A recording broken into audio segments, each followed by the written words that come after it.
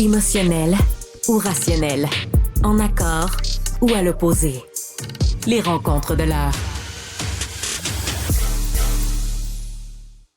Il y a de l'action à l'international, en France, au Royaume-Uni, aux États-Unis, en politique, mais il y a de l'action beaucoup aussi chez nous. Ben oui, que ce soit du côté du fédéral. Qu'en est-il pour les prochaines élections, les appuis des libéraux, les appuis de Justin Trudeau, Pierre Poilievre? On peut quand même dire qu'on est aussi gâtés de notre côté.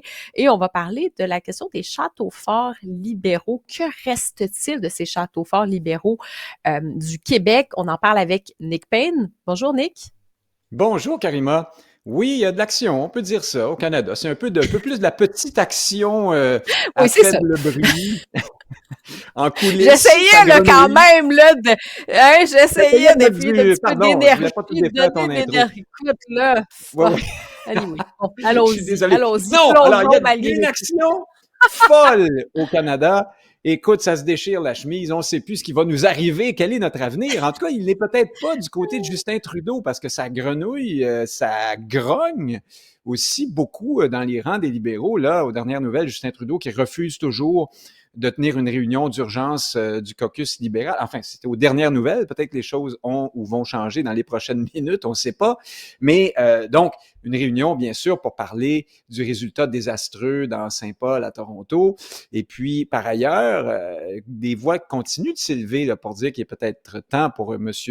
Trudeau de partir. Et là, ce que le spécialiste en projection de sièges, Philippe J. Fournier, nous dit ce matin, c'est que les comtés sûrs pour les libéraux canadiens ont fondu là, comme neige au soleil. Il ne reste presque plus rien. En fait, on parle d'une vingtaine de comtés sûrs pour l'ensemble du Canada.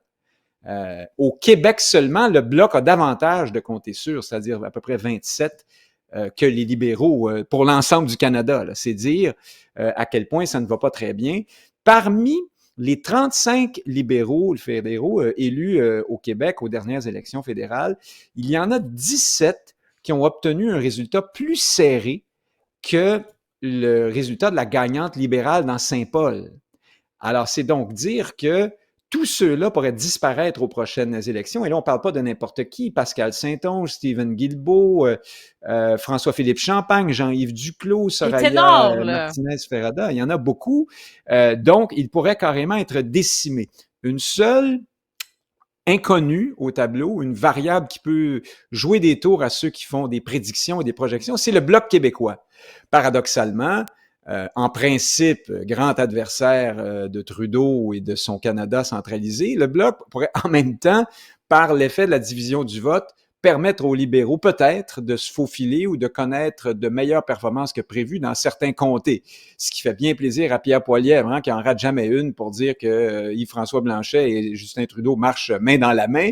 C'est bien fâchant pour M. Blanchet, mais il y a un fond de vrai dans certains cas là-dessus. Évidemment, c'est une alliance qui n'est pas volontaire, on s'en doute bien, mais quand même, ça dit quelque chose sur la difficulté, toujours, encore et toujours, pour le Bloc, d'être le Bloc, c'est-à-dire d'être ce parti qui prétend être souverainiste, mais qui en même temps est devenu un rouage du processus parlementaire et électoral canadien, puis qui fait une sorte de composante de la recette canadienne, hein, de l'unité canadienne. Le Bloc fait aussi au quotidien fonctionner le Canada. Et donc, il peut même, à certaines occasions, peut-être permettre à Justin Trudeau ou à ses libéraux après l'ère Trudeau, on ne sait trop, de se maintenir ou en tout cas de sauver les meubles dans certains cas. Ce ne sont que des hypothèses, hein, parce que dans les chiffres actuels, un balayage des libéraux même au Québec, n'est pas exclu du tout. Tout dépendra de la puissance, notamment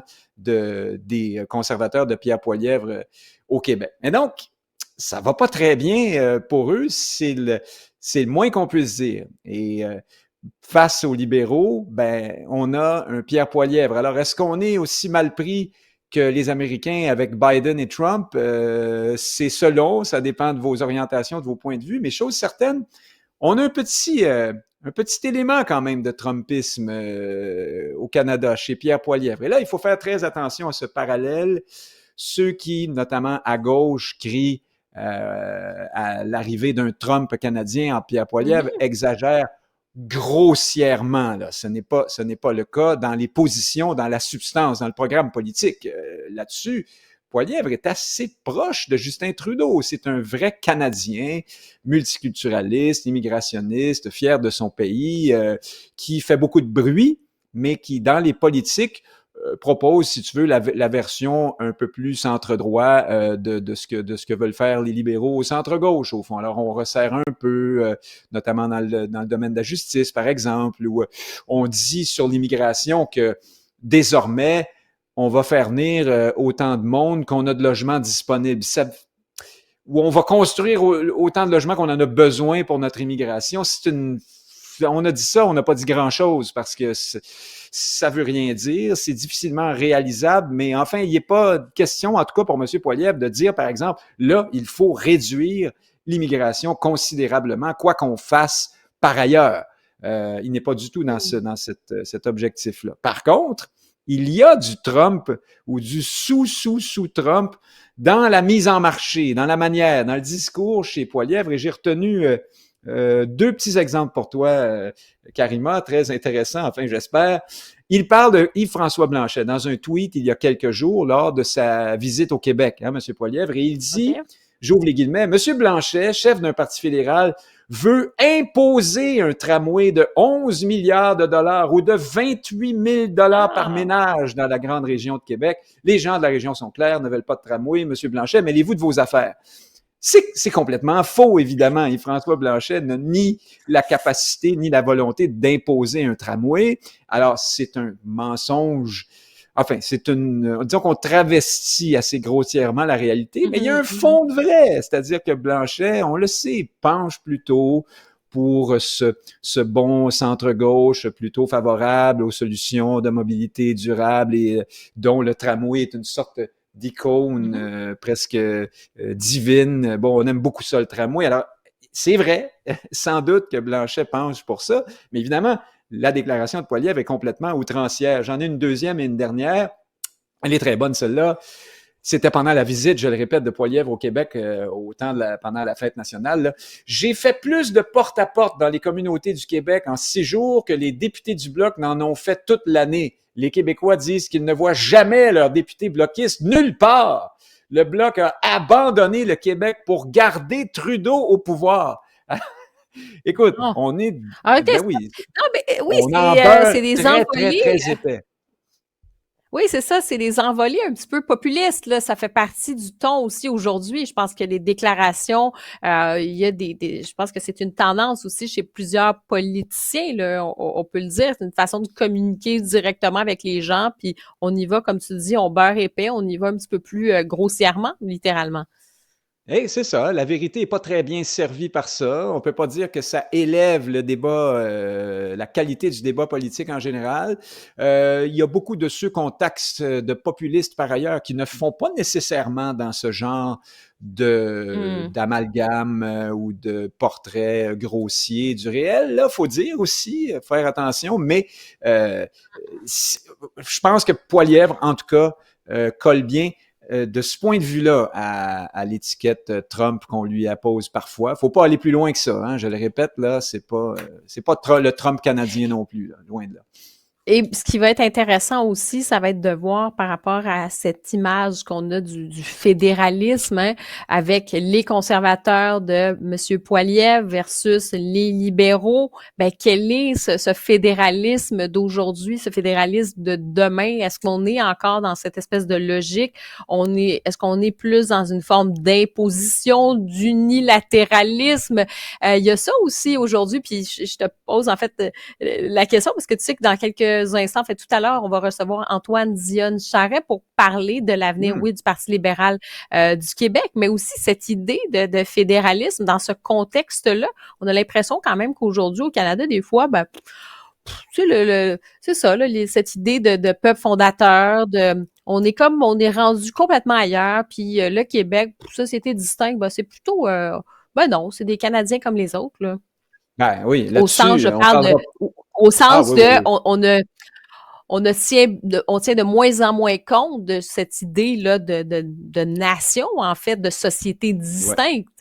Ah oui, oui. Non, le Canada des deux peuples fondateurs a toujours été largement un fantasme québécois et canadien-français, mais certains au Canada ont essayé de le faire vivre un peu, mais c'est loin derrière nous. Maintenant, ne parlons même pas de Justin Trudeau qui fait semblant d'être post-national pour mieux ne pas avoir à traiter des questions de nation.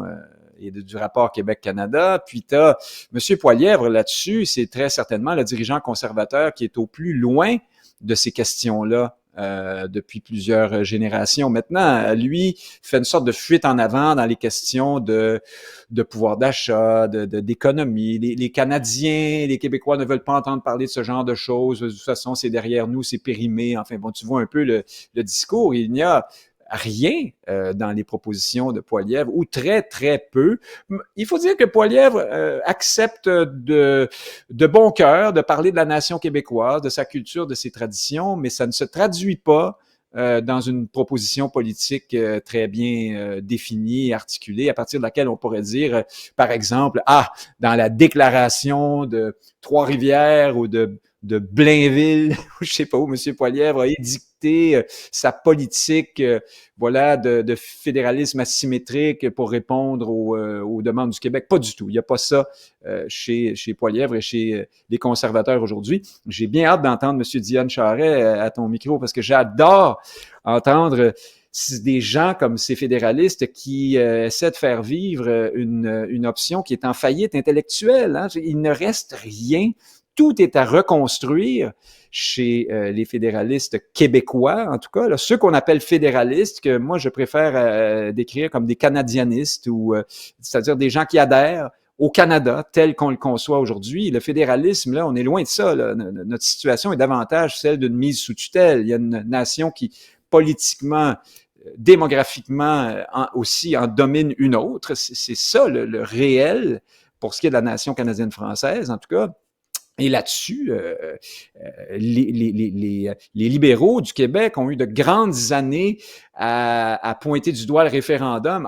On sort l'épouvantail référendaire parce que ça mettait les péquistes en déroute. Ils couraient se cacher sous la table dès qu'on parlait de cet exercice démocratique. Et par conséquent, on discutait jamais du fond. Mais là, maintenant que le référendum est assumé par Paul Saint-Pierre Plamondon, pour le meilleur et pour le pire, hein, il faut le reconnaître, ben là, les fédéralistes vont être obligés de parler de contenu. Et pour l'instant, ils parlent, mais il n'y a pas beaucoup de contenu. Alors, à suivre. Nick Payne, on va se reparler demain. Évidemment, ça va être les élections françaises, deuxième tour qui est très attendu dimanche. On regardera aussi les réactions de nos politiciens ici. Est-ce qu'il y en a? Il y en a eu un petit peu, donc on en parlera demain plus abondamment, si tu veux. Comme ça, on aura le temps aussi de regarder là, l'état des choses et ce qui s'en vient pour dimanche. Nick Payne, merci. On abondera. OK, merci.